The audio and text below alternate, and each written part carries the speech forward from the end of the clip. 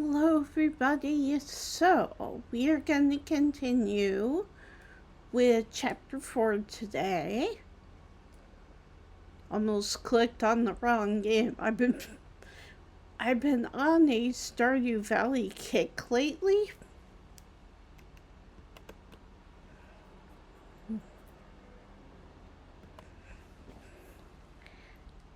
And it's been fun, but I'm kind of wanting to play a different game lately, so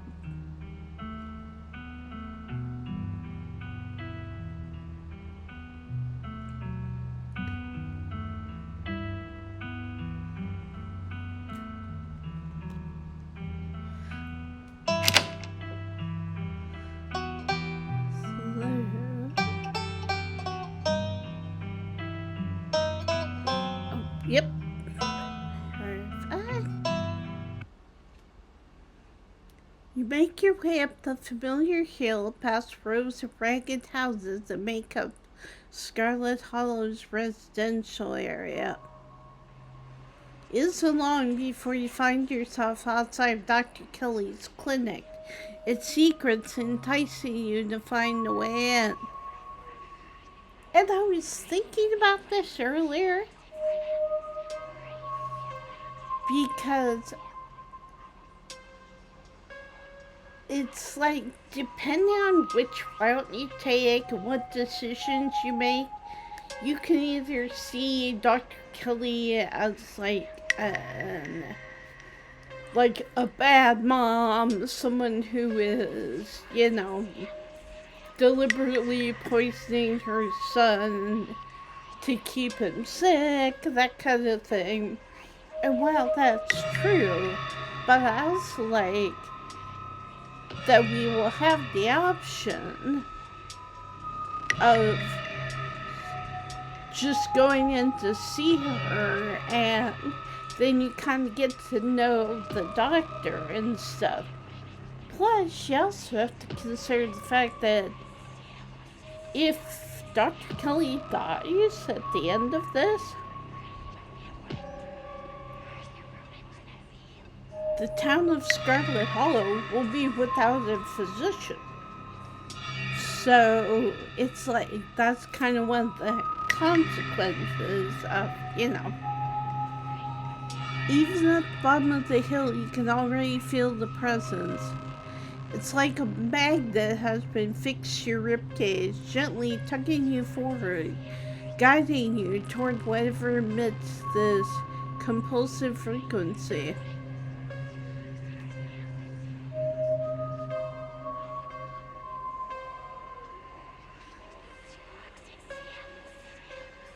I also kind of want to do this, because I've never tried this one before in Mystical.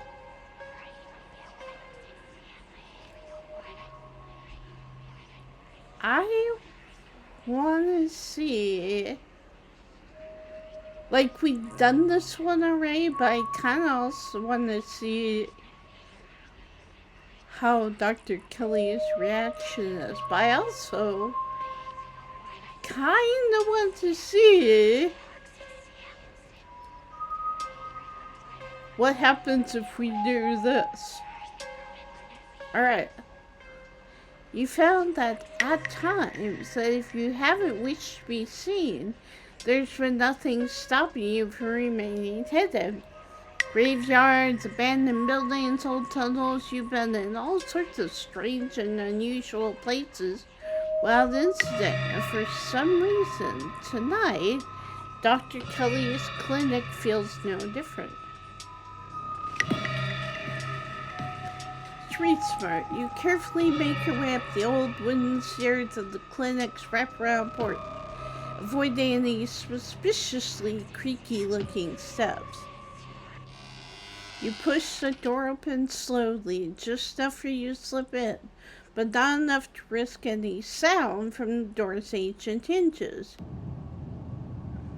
You can now see the doc at a desk in some room down the hall. She hasn't noticed you. You shut door silently, watching her closely. You're in the clinic, free to explore as you please. Or rather, you're free to explore as you please. You can feel that odd sensation again, the nagging pull of whatever it was that wanted you to find it. You're here now, and it knows you're here, and you know exactly what it is. Another stone carving, eager to show you its secrets. You've been caught by its gravity and overwhelming curiosity, guiding you around the corner and toward a dark doorway under the stairs. It's been left ajar, as if inviting you to enter. Turn on the lights. The lights click on. You're in the morgue. Paula? He squints, seemingly unsure whether you're the same person he met yesterday. What are you doing in the morgue? I love that we can flirt with them.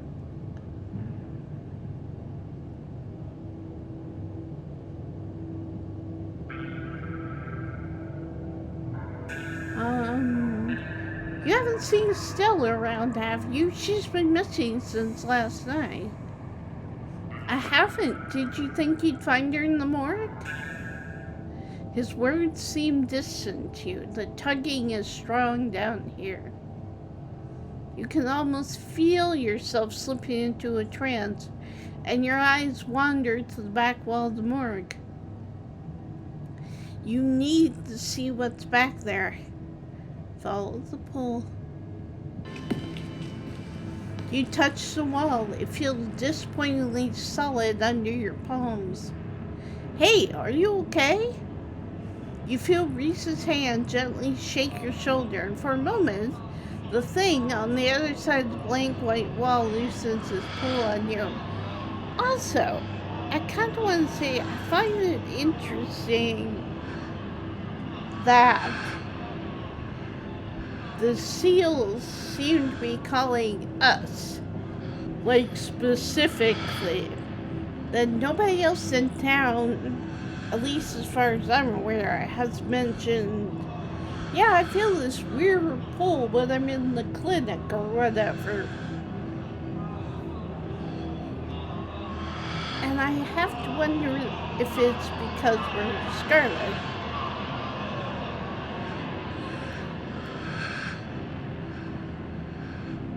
You kind of look possessed there for a second. You good? Make him understand. Use your words. Don't let this fervor consume you. Be present in the moment. You inhale deeply and take in your surroundings. You can't help but notice that one of the body's storage drawers is labeled Pearland Scarlet.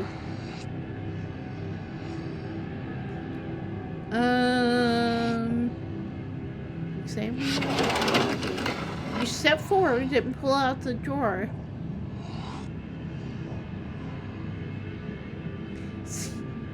And remember in the guest bathroom when we saw the things of hair dye?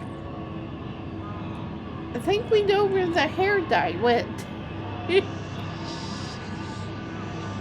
Pearland was dyeing her hair. So this is your Aunt Pearland, cold bareness of the Scarlet Mines and local she-devil that it seemed no one, not even her own daughter, was able to mourn. This is not the first corpse you've seen, but it feels the same as any other.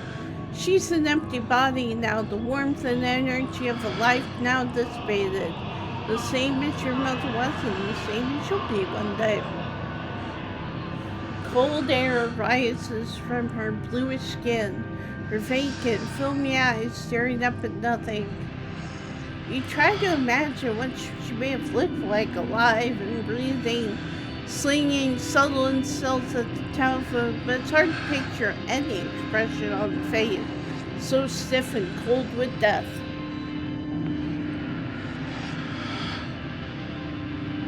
making sure she didn't walk off. Poke her, just make sure.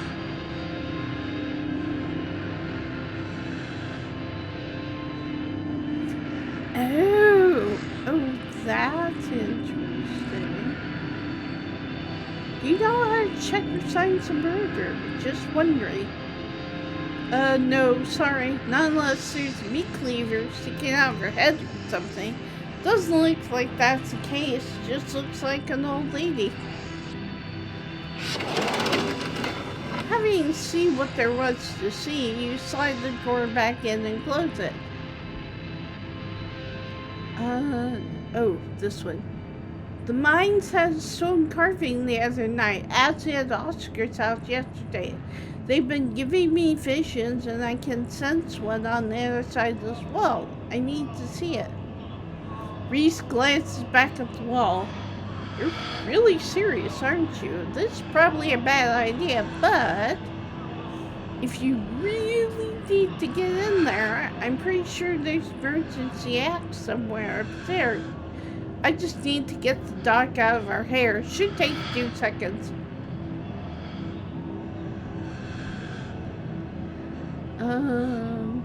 Thanks for understanding. Don't mention it.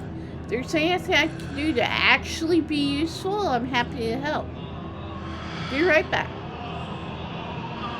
He strides past you, his long legs moving swiftly. He seems excited, his usual dour demeanor replaced with uncharacteristic pep when faced with the prospect of sneaking around tearing down walls.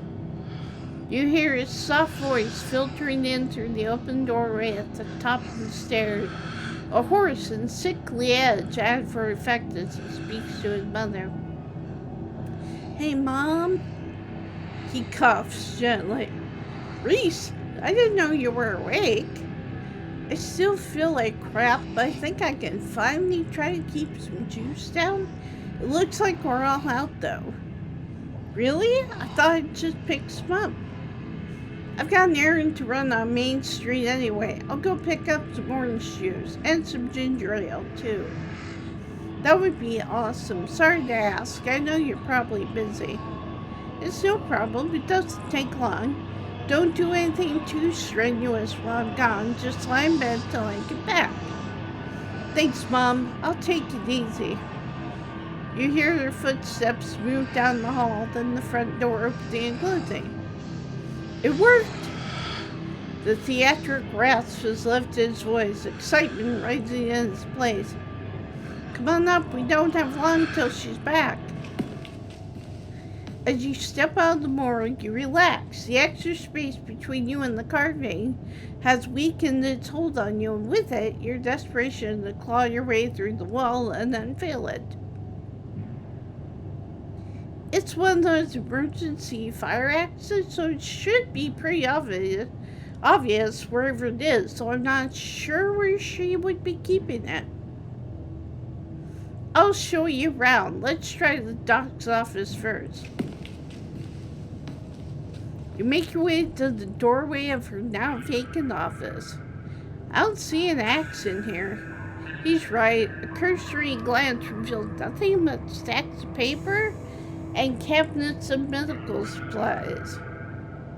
But something on the desk catches your eye, some sort of records with your family's name on them. Street smoke. Ooh, I can pick up the documents, read later. You scoop up the folders, tucking the documents in for later perusal. Reese watches you with curiosity. Dealing medical documents.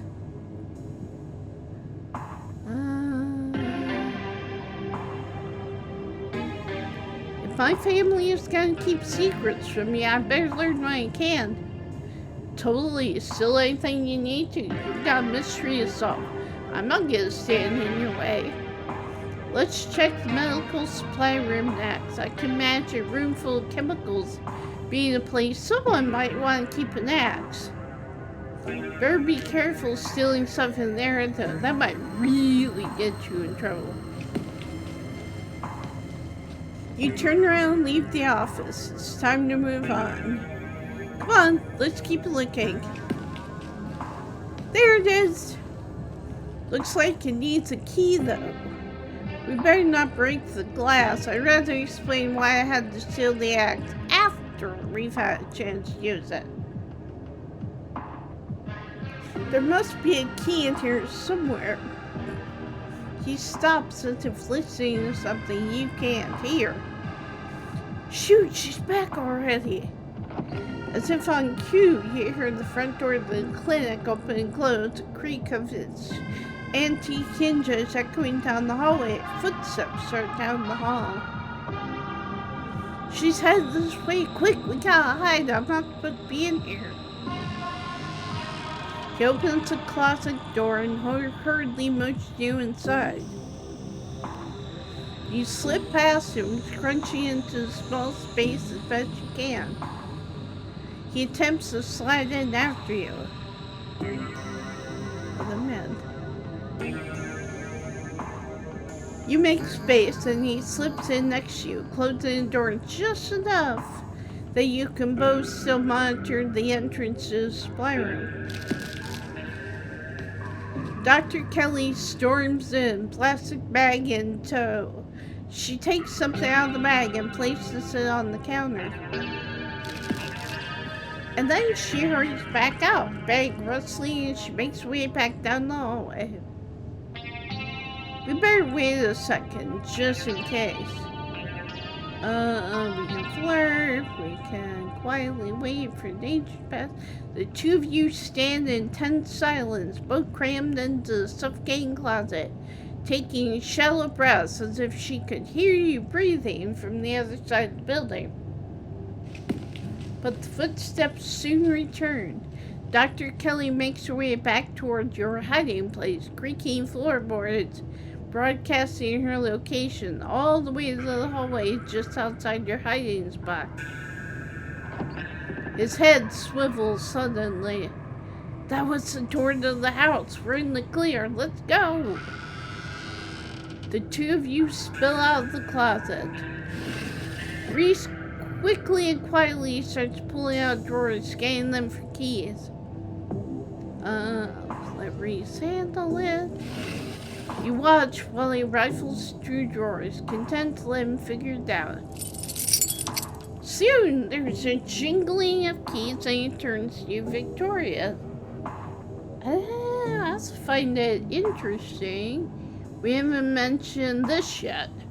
There we go. They're even color-coded. She made this too easy. Reese pauses to look at the plant on the table. Yes, somebody knows. It was weird of her to drop that off, right? Why would she put some alien-looking fruit in the supply room? She's not a pharmacist. She's not supposed to make her own medicine. This room is for storing stuff she orders from an actual pharmacist. And I doubt it's decorative.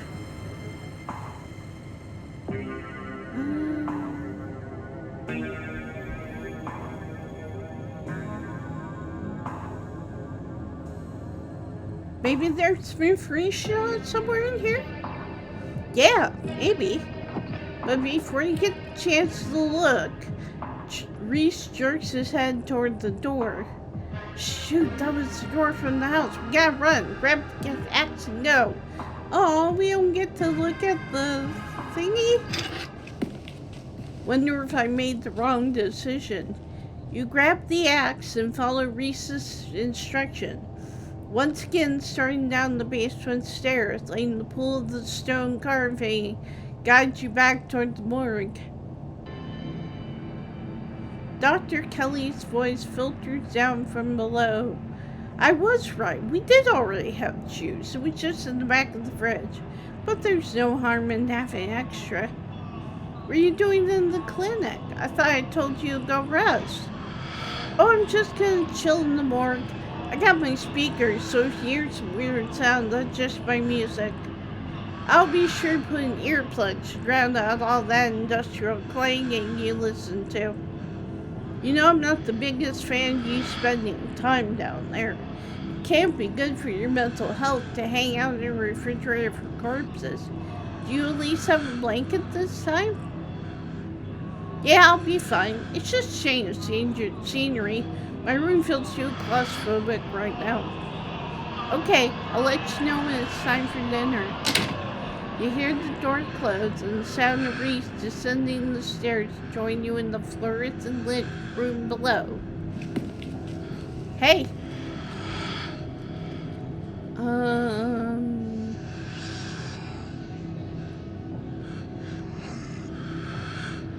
I should warn you, something spooky might happen when you break down that wall. Reese smiles. Good, feel like I've been missing out lately. Stop asking questions, it's time to see what's on the other side of that wall.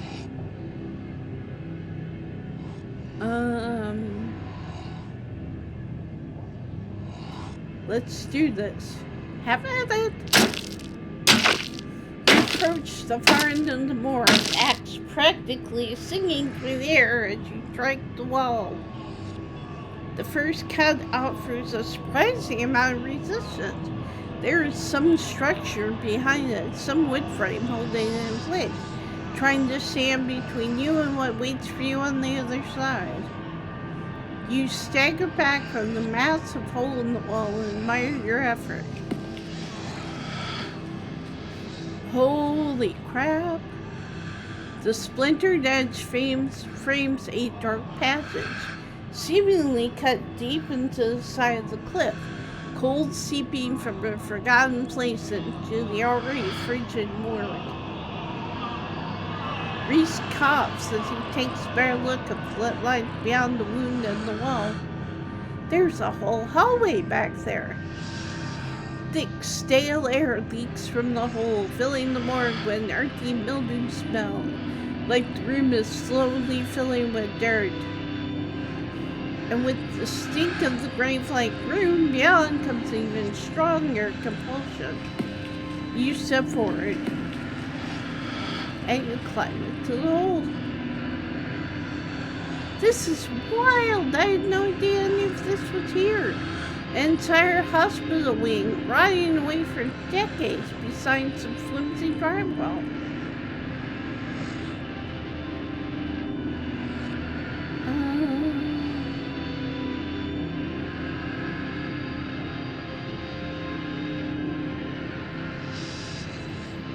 Why is this place in the way?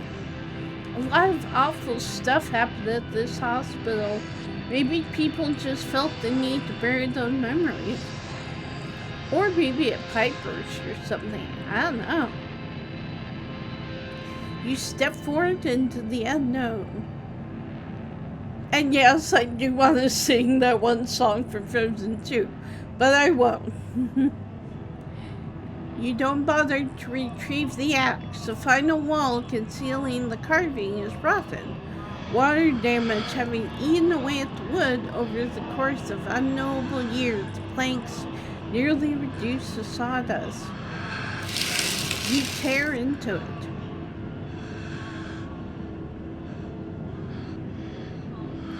Enoch, I thought you weren't going to come. I was worried you'd leave me here forever. They said there's nothing they can do. I'll never use my legs again. Enoch, what am I going to do? Calm down, Teddy. These doctors don't know what they're talking about. I've been doing my own research and I found this an alternative.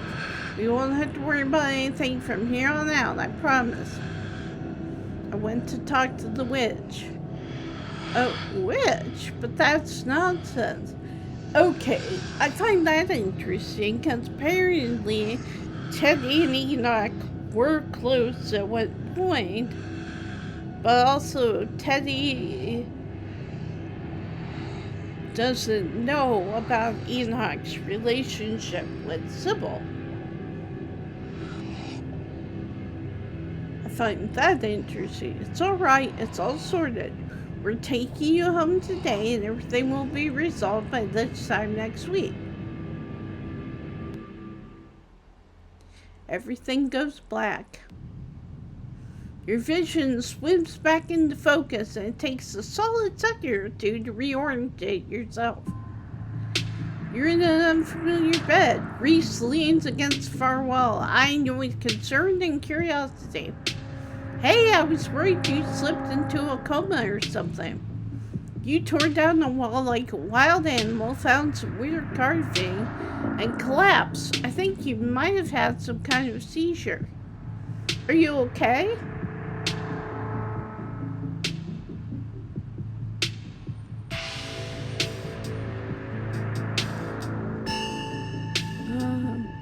I still have those documents I swept, right? Yeah, you should still have them on you. Sure enough, you pull out the file containing medical documents about your family. Let's do this really quick. Cause of death, sleep apnea, discovered by her daughter, Tabitha I'm not going to say that properly. Chrysanthemum Scarlet, no autopsy performed. Edwardine Scarlet, born April 9th, 1913, died February 12th, 2003. Age 89, cause of death, heart failure, signed by her granddaughter, Pauline Scarlet. Pretty normal, almost made it to 90, died of a normal old person illness. Enoch Scarlet, born September 9th, 1887, died August 20th, 1957. Age 69, cause of death, fall from cliff. This one has coroner's report attached. Organs sustained impact injuries. Lacerations to the neck and body consistent with fall from great height. You quickly flip through a few of the other Scarlets whose names aren't quite as familiar. Theodore Scarlet, born May 24th, 1890, died 1918, age 28, cause of death, crushed and mind collapse. That's interesting. Body not recovered. Signed by his brother, Enoch Scarlet. Joseph Scarlet, born April 1914, died June 7, 1944. Louis Scarlet, born August 1920, died June 6, 1944. Both killed at Normandy in the line of duty. These must have been Edwardine's brothers. Certificate of fetal death. Infant boy, Andrew Charles Scarlet, delivered April 3rd, 1945, stillbirth, mother, Edwardine Scarlet. So, they've lied quite a few times. They lied about Teddy, they lied about Andrew Charles. Cause of death, complications during birth, no doctor present, home burial. There was no doctor present at birth and home burial. There's some information missing there. Alexander Scarlet, born 12th of December, 1947, died August 20th, 1957. Age 9, missing, presumed dead. Signed by mother, Edwardine Scarlet. Alexandra, the owner of the doll, so she went missing. Maybelle Scarlet, born September 3rd, 1946, died October 30th on Halloween, 1963, age 17. Cause of death, complications during childbirth. Signed by her mother, Edwardine Scarlet.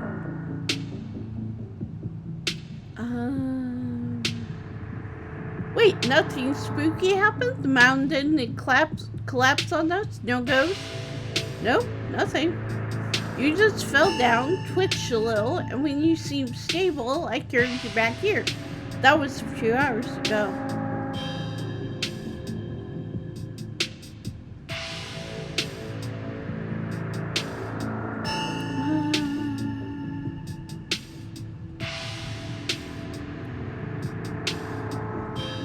Phew, that's great. Maybe these carvings aren't all that bad.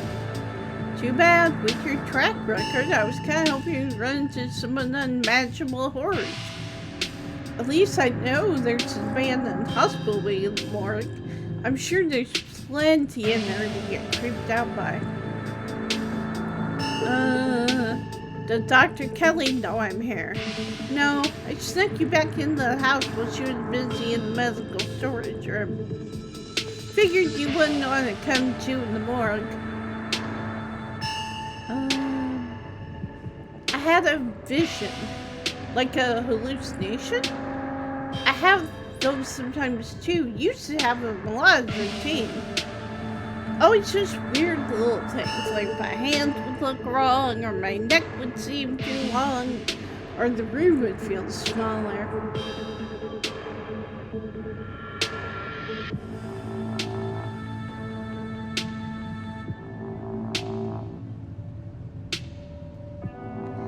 I think these are visions of things that actually happened. Whoa, I wonder if you'd see anything else if you went back in there. Or if there are more around town. Maybe if you collect them all, you'll finally unravel whatever the big mystery is. Seems fun.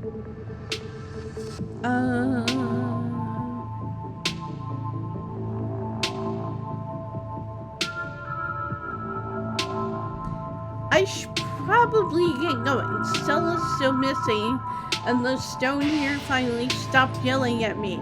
That might be a little tricky if the dog is on the warpath up there. I refuse to take my medicine and she's not happy about it. I went ahead and blocked my door so she can't get down here. Now we just have to wait her out. Why didn't you take your medicine exactly? Because it makes me feel like crap. I was fine yesterday until the doc made me take my pills and I'm fine all day today. What's the harm in going in? Oh, okay, so he doesn't know. But apparently there is an option, and I'm sure we played through it, where he can look up evidence about it. And now that I'm not taking it, it's like all these weird little memories have come rushing back. Bad memories. I don't think the doc's a good person. I don't think she wants me to be healthy. I don't think she wants me to see people. See, I find that interesting. Because, and yes, Dr. Kelly should not be poisoning herself. She should not be medicating his illness with poison because it makes him feel awful and it's poisoning him. But I also don't think this is right. And now that I'm waking up to that truth, I don't think there's any going back for either of us.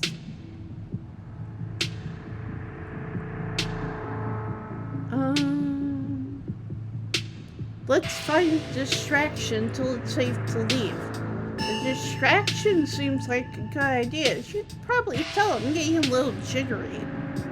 Doesn't feel awful, to be honest.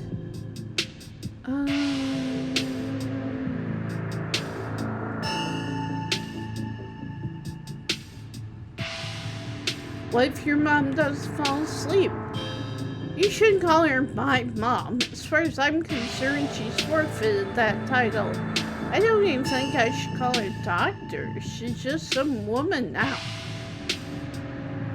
Can't wait for her to be in the rearview mirror for the rest of my life. If she doesn't fall asleep by 10, we can figure something else out.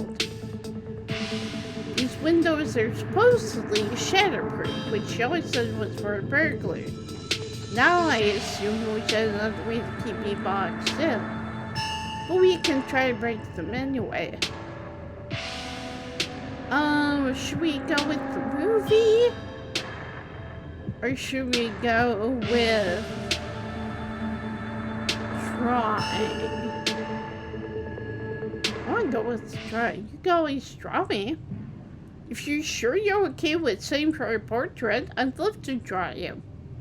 There's a quality to drawing that's almost like catching memories, as sappy as that probably sounds. But this could be a sort of snapshot of the night my life turned around. It's definitely a memory worth holding on to.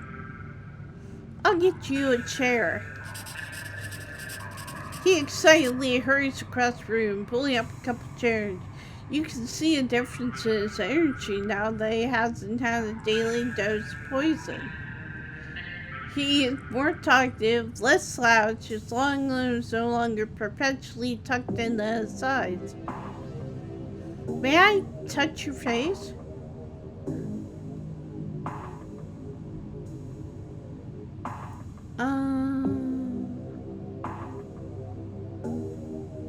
You blush. Sure. He places a gentle hand on your jaw, tilting your head slightly to the side. His fingertips are warm on your cheek, the sensation of their light touch lingering on your skin as he pulls away. Perfect. He pauses for a moment, his eyes locking with yours, palpable tension filling the room.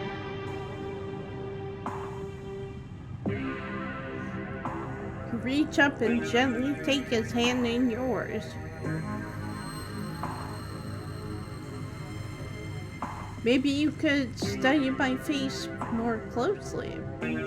Reese stands stock still as you lean towards him, a slight nervous tremor in his shoulders, his cheeks flush red with more liveliness than you thought his sickly pallor could muster.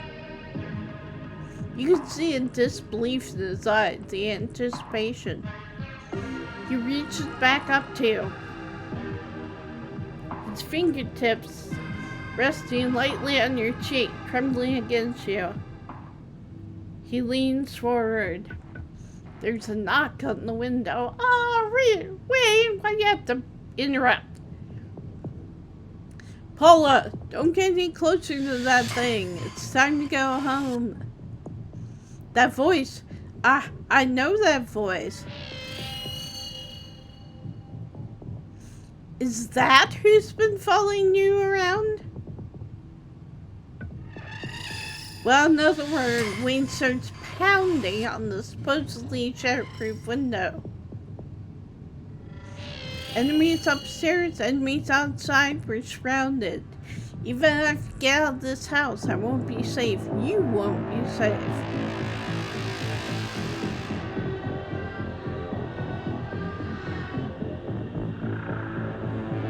I think you might be overreacting. That's only because you don't know what kind of danger you're in. I know what it's like to have my life stolen by someone else. It destroys you in every way, but I'm not weak anymore.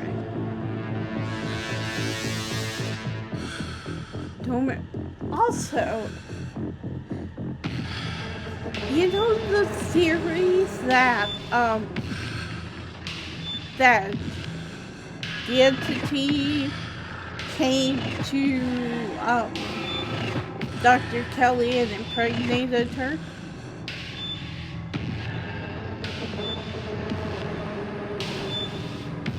I think I saw a theory somewhere that the reason why Wayne calls, or it should call me the entity, calls Reese that thing, is because not only does the entity know what Reese is, but he knows,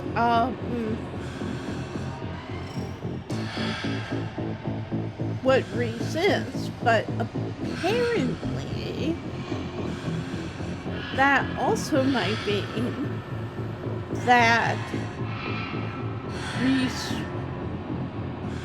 wasn't a suitable vessel for him. So in other words, he got Dr. Kelly, or the entity got Dr. Kelly pregnant, thinking that he could live or reside in Reese. But,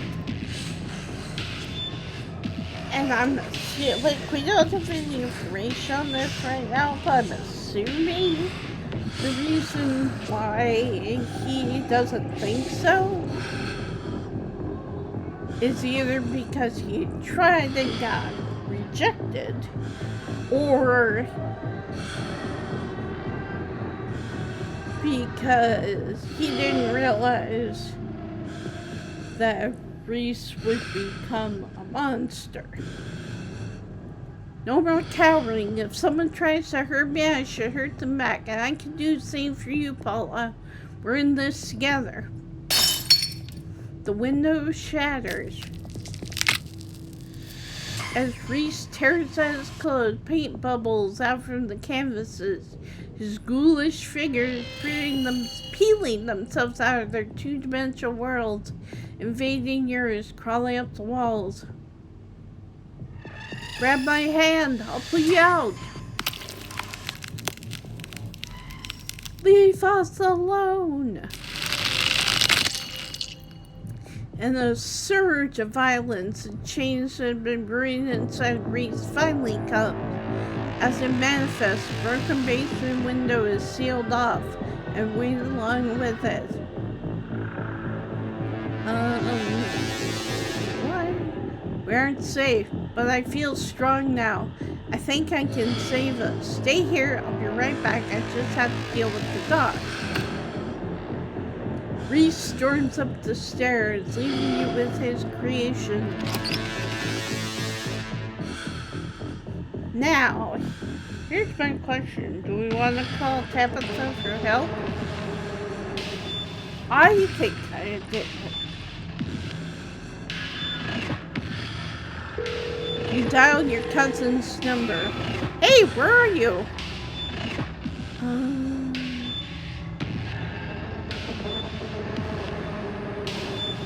What do you know about Reese? That dying emo kid?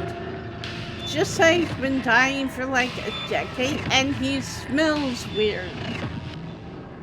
Tabitha can smell him. Why do you ask? Oh, ew, are you hanging out with him? I'm generally at the mind you can see whoever you want, but I have to draw the line somewhere. I'm coming to pick you up. Clearly you need a chaperone before you make any decisions you'll regret. Did you know that he can transform into some kind of monster? Because he can. Noted. Your cousin hangs up the phone.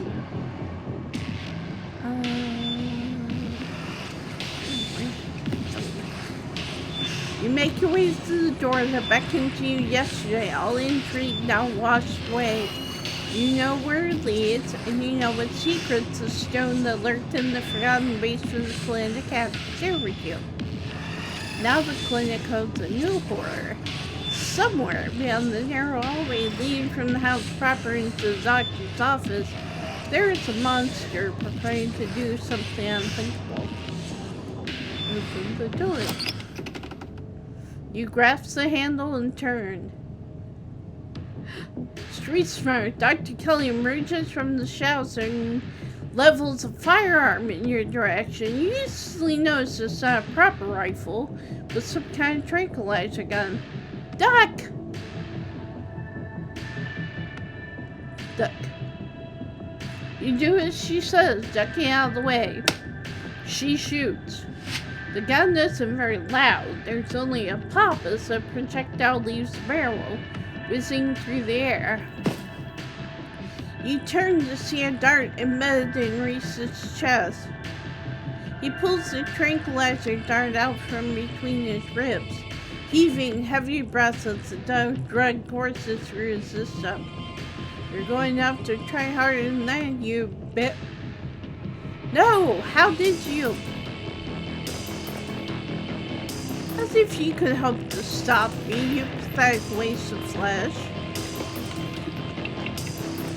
Before Wayne takes another step down the stairs, paint flows out between cracks in the wood. Reese's panic fleeing the mob of furious creatures to hold his enemy in place. The artist darts away, but his creations continue his work in his absence. Their work in his absence. Dr. Kelly makes her escape down the hallway as Wayne is overcome, glued in place at the top of the stairs by sifting globs of paint. After Dr. Kelly, you run forward, braving the onslaught of Reese's creations, dodging them as best you can, as you try to see where Dr. Kelly went. The door in front of you is smothered in pain. Hey! Dr. Kelly's voice crackles out of some unseen speaker. You, Paula! I'm stuck in the safe room. I can't help you from here, but you can help the both of us. You survived! What is going on? I think you can probably put that together. I need you to get to the medical storage room. I'll give you further instructions when you're there. At the medical storage room. You turn back around and head back to the medical storage room. I'm here. Great. Now listen to me. I need you to use the black tape key to get into the cabinet and bring me the elephant tranquilizer. It's a bottle labeled fentanyl. Bear tranquilizers clearly aren't going to cut it anymore. And the intercom system, huh? Good, Doc. You should hear this. Paula, you don't have to do anything she says. I'm not going to hurt anybody else, just her. If I don't, you and I both know she's going to shoot me full of elephant tranquilizers? Did I hear that right? And shove me back down the basement, or maybe someplace even worse, and keep killing me every day for the rest of my miserable existence. I feel amazing right now, better than I've ever felt in my life. I'm not dangerous, she's just scared because she knows she has to finally pay for what she's taken from me.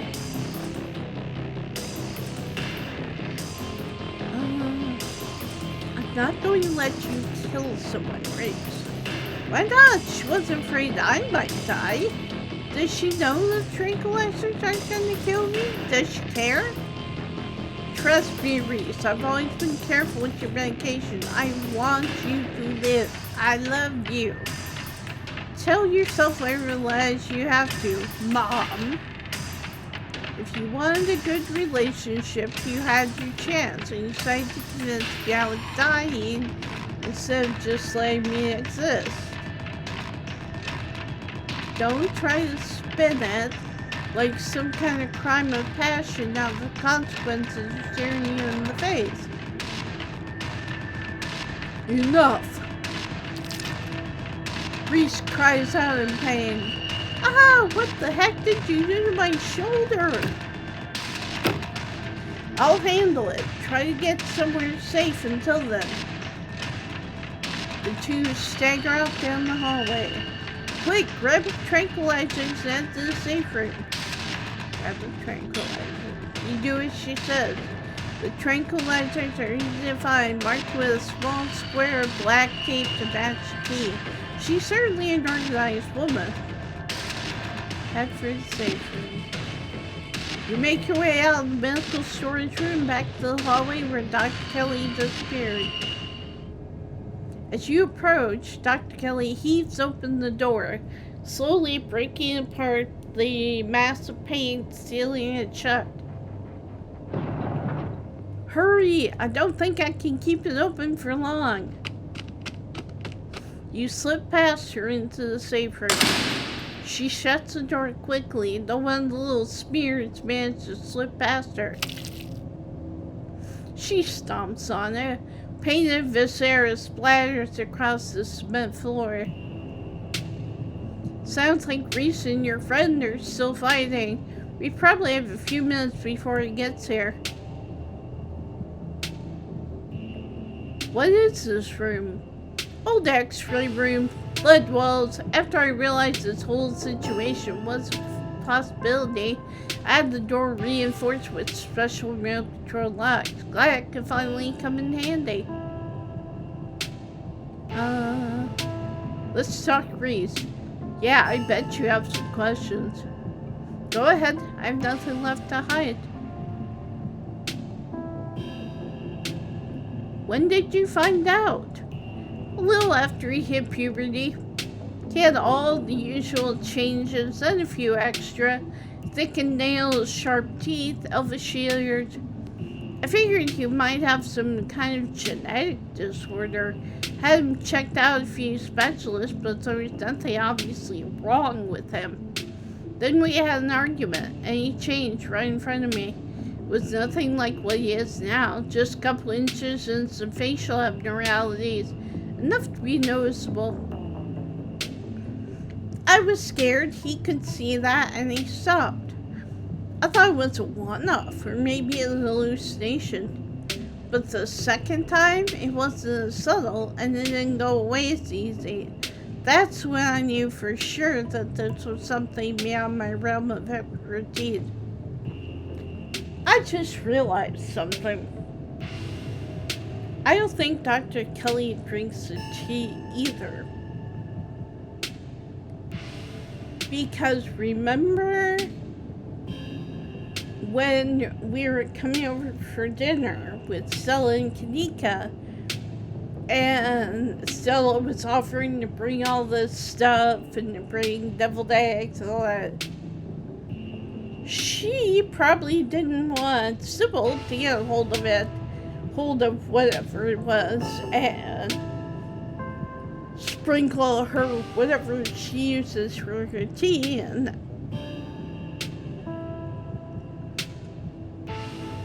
that's what I'm thinking.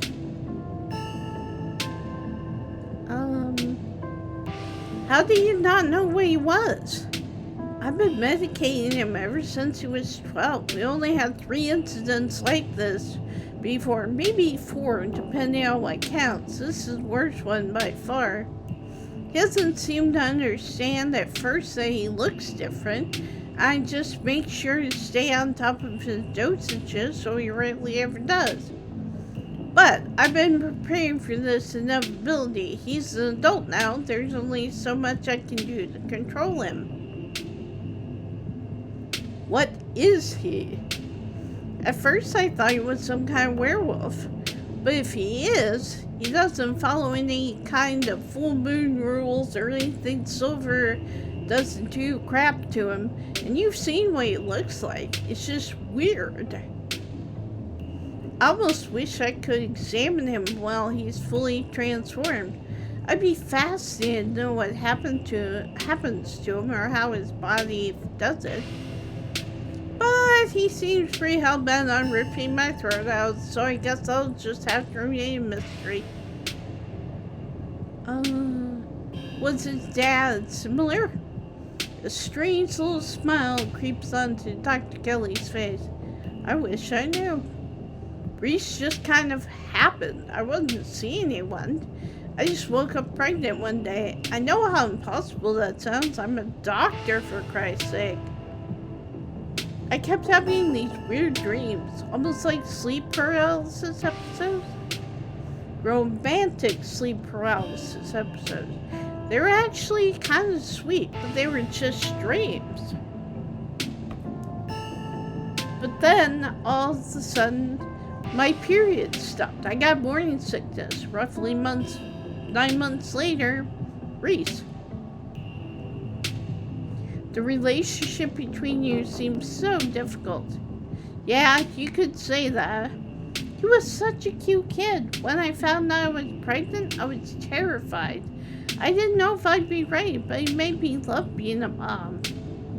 It's not like it was going to be sunshine and roses forever. No matter what, kids grow up and they change, sometimes for the worse. This is part of being a mom too, doing what you can to make sure the child you brought into the world isn't going to go around eating people. How do you know he's dangerous? Well, he wants to murder me, so that's clue number one. It's not like he's usually a violent kid, he's mostly just that. But every now and then we butt heads, and that's usually when this side of him comes out. Imagine if this happens anytime he gets frustrated with anyone. Imagine he gets road rage one day, turns into a 12-foot tall monster with a million teeth that rips somebody apart in the middle of a major metropolitan area. Yeah, he's dangerous.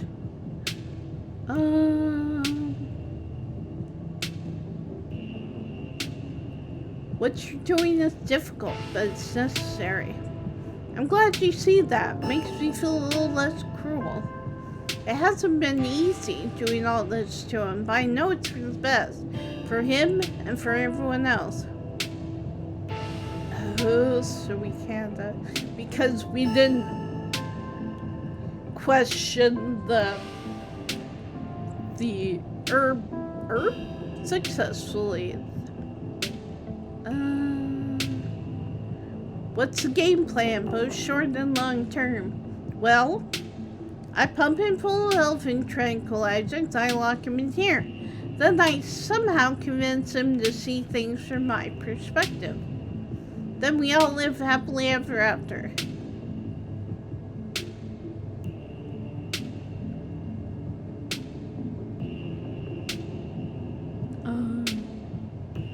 And if he manages to find a way out and kills you, I'm not going to let that happen. While we're at it, any other secrets you're keeping? You have it all. You have no idea how relieved I am to finally say all this out loud. So we don't get to talk about Sybil. Interesting. You and Dr. Kelly sit in silence and wait for his son to make his way to you. The sound of distant breaking glass cuts through the silence of the clinic outside the safe room. Well, this might be game time. Get those drinks ready. We have to get this door open before he crosses the hallway. Dr. Kelly opens the door. The two of you stare out into the hallway.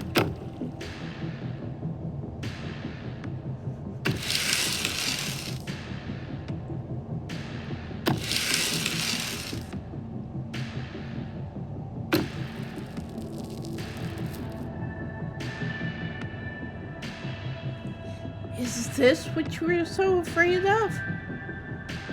Hand over the tranquilizers. This is our shot. We have a choice. I'm going to give her the tranquilizers. Before Dr. Kelly can fire, a different shot rings out. Reese's body is thrown to the wall, shotgun in hand. Your cousin rounds the corner and trains her weapon on his writhing body. Tabitha, what are you doing? Stop it. Let me sedate him. We can deal with this non-lethally. Are you insane? That thing was trying to kill you. I'm gonna do that. You leap forward, placing your body between Tabitha and the whimpering Reese. His face already trying to stitch itself back together as you rise on the ground. Paula, what the heck do you think you're doing? Don't kill him, he's still a person. Person my butt, did you see his face? Both of you shut up and help me drag him into the safe room. Now! You turn to see Dr. Kelly already pulling her son toward the open doorway. Tabitha swings the gun onto her back, Humphrey jumping in to help Dr. Kelly. It's not long before his regenerating body is sealed away behind the door. Not exactly how I thought that would play out, but at least none of us are dead. If you've done any permanent damage to him, you're gonna be the one paying for the medical supplies, Miss Scarlet. You aren't seriously going to keep that thing alive, are you? It's clearly dangerous. What makes you think you can keep it locked up? It is my son, Miss Scarlet, and despite appearances, he is still human. I prefer you refer to him as such. I managed to keep him safely locked away and harmless for years. Sure, it'll be a little more difficult now that he knows about his condition, but that room is lined with lead. He's not going anywhere. He's human? Are you sure about that? Are we talking about the same guy? Trust me, I've done genetic tests. He is human, somehow. And it's my job as his mother to protect him and to protect people from him. It's not a burden I take lightly. You don't have to worry about him getting out anytime soon.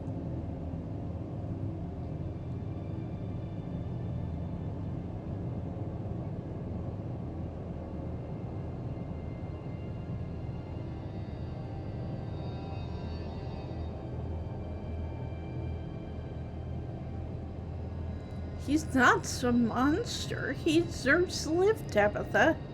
Again, are we talking about the same guy? The one with all the teeth? About 12 feet tall? I'll figure something out. Neither one of you needs to be involved in this, so please, just leave. I have a lot of cleaning to do. You and your cousin leave the clinic. Dr. Kelly slamming the shotgun blasted door behind you.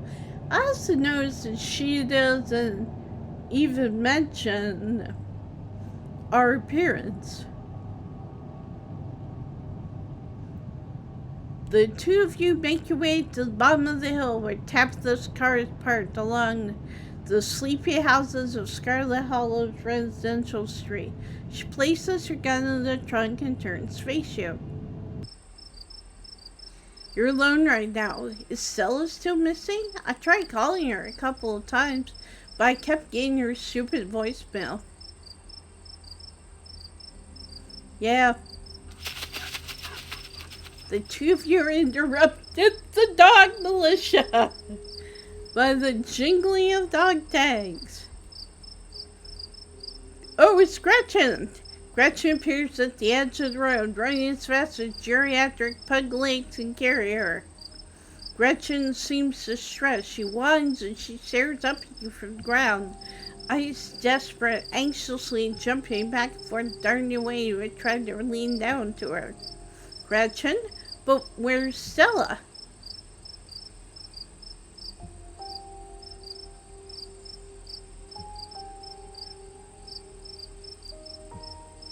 Let's follow her. You and Tabitha follow Gretchen into the woods. God, I hope she's not laying dust to a body. Gretchen nervously runs ahead of you and Tabitha, looking back to make sure you're still there as she leads you into the dark woods. Before long, the trees thin and you find yourself on a steep hill by a 2-lane road, lined on one side by sheer rock. There, sitting all alone, staring mournfully out at the asphalt, is Stella. You watch her from the underbrush. She's alive, thank God. She sounds more exasperated than relieved. Though you know by now that it's just her trying to cover up genuine emotion, she's deeply relieved and terrified to show such vulnerability.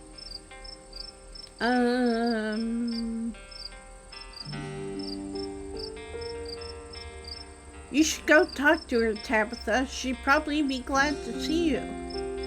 I don't know. We've got baggage. I'll just make things worse. No, you're right. She's been practically begging for us to be closer than we are. It's time I stopped letting my dead mother dictate who I'm allowed to talk to. But I'm not talking to her alone. We're doing this together. The two of you join Stella, perching on the old log on either side of her. God, Paula, that ghost really did a number on you. I'm so sorry. You had Paula worried all day, you know. And it looks like you got into some trouble too. Paula, you're all covered in blood. I think a lot of it is paint, actually. Paint? What? This is where your parents died, right? And we can see the flashback. So she was going to college, and whatever Enoch did won't let anyone leave. Kind of reminds me of Once Upon a Time, but maybe different. But can you imagine how traumatic that would be? Like, you just got into an accident, you open your eyes, and you're like, Mom, Dad?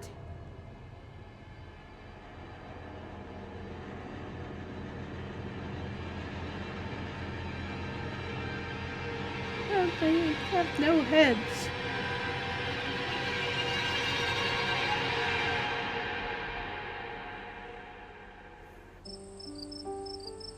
Have you been sitting here all day?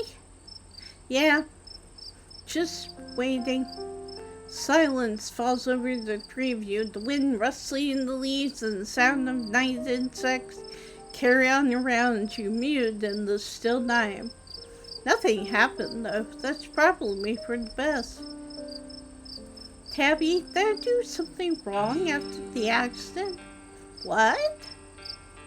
There's whole years of my life that feel like they just never happened.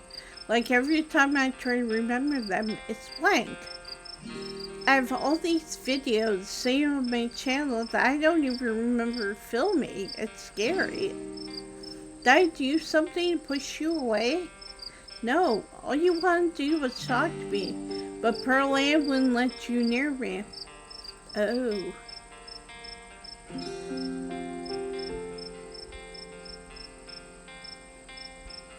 Tabitha, stop hiding behind your mom's corpse. She's gone. The only person who makes decisions about your life now is you. Hey! God, you're right. I was an adult when your parents died, Stella. It doesn't matter what Pearl Ann wanted. I pushed you away, and I shouldn't have done that. I'm sorry. Tabby, I missed you. I missed you too. The three of you stare out into the quiet night. I think the accident is probably why I got into ghost hunting. I think I just wanted to see them again. I wanted to know whether I even could. I never found anything, so I eventually gave up. Then last night happened, and I ran out here to see if maybe it would happen with them too. Even if it meant seeing the crash again or seeing them all messed up and dead. I just wanted to see them. It's been a whole day. I don't think they're coming. Do you want to say goodbye? Stella sits in silence for a long moment. Her breath slow and even. Goodbye. I love you. Don't worry about me. I'm gonna be fine. Sorry, guys. A little emotional. She's silent again, as if waiting for a response. No response comes. But she smiles, the lively glimmer returning to her sad eyes. That kind of felt better. I don't think I realized how much I kind of trapped myself in my own head. Thank you for breaking me out of it, you two. Stella straightens up, stretching her back. Gretchen wags her tail, tags jingling in the quiet night air. We should probably head back, right? I haven't slept in a day. Yeah, we're not gonna tell her. You keep the events that transpired at the clinic to yourself, at least for now. The three of you and Gretchen make your way back through the woods before arriving at Stella's house. This is me. Thanks again, you two. It's time for us to get back to the estate, Paula. Tabby, wait before you go. Dylan wraps your cousin in a tight hug. Don't be a stranger, okay? Never again, I promise.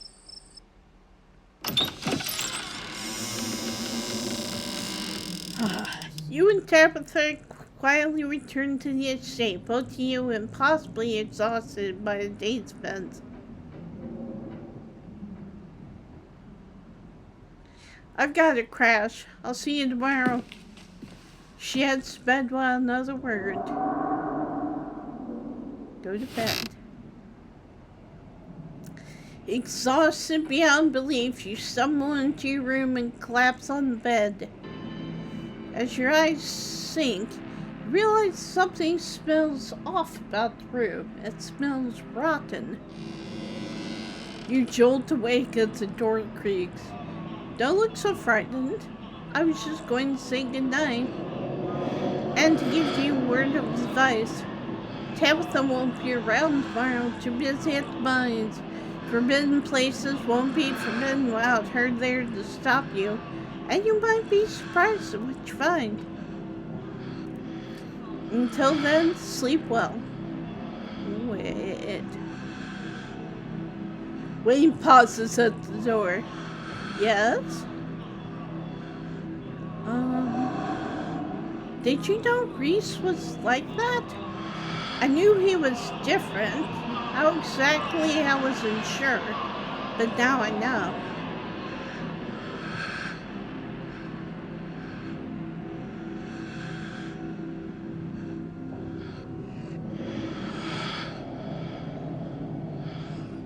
I'm glad you're okay. I was worried Reese might have. Wade embeds a strange cat coughing sound. You realize he's laughing. He managed to catch me off guard. Those constructs of his were an interesting little trick, but that's all they were. I thought you wanted me to stay at the estate. Aren't you going to lecture me? You were free to make your own decisions, and those decisions have been made. I know that something pulls at you, and now that it's started, I know that you cannot stop until your task is finished. I'll keep you safe while you do what you must.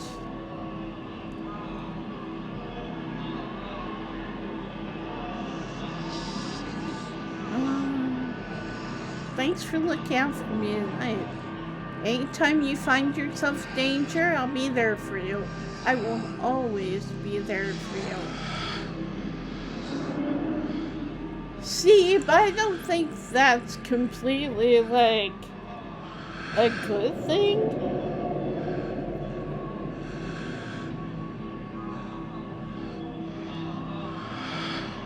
Why are you following me around? I'm not Stella or Kika or Sybil. I'm not Tabitha. Because you're special. Good night, Paula. Because we're meant to be his next body. So he wants to make sure we're safe so that he can enter us. Wayne leaves your room and closes the door behind him. The damp smell of the mattress is starting to become almost welcoming. A sign that the now daily horrors of Scarlet Hollow are finally behind you, at least till the sun inevitably rises once again. You close your eyes, your exhausted body succumbing to sleep almost immediately. As you drift off, you think of Reese, trapped in that tiny, windowless room. All his greatest fears realized, his body no longer his own. But you stopped him from killing Dr. Kelly. The world, at least for now, is protected from him. And then you think of nothing. This is the end of episode 4.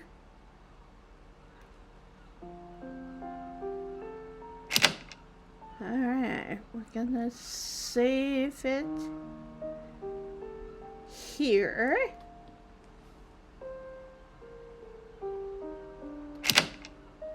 Alright guys, I will get this saved and uploaded, and you should have it, hopefully. Oh, there's an update queue for Tavern Talk. But anyway, you guys should be able to get it either this afternoon or by latest event tomorrow. So anyway, I hope you guys enjoyed. It's a bit of a longer one this time. But, since it was all happening in one kind of fluid motion. So hopefully this works, and I will get it uploaded as soon as possible.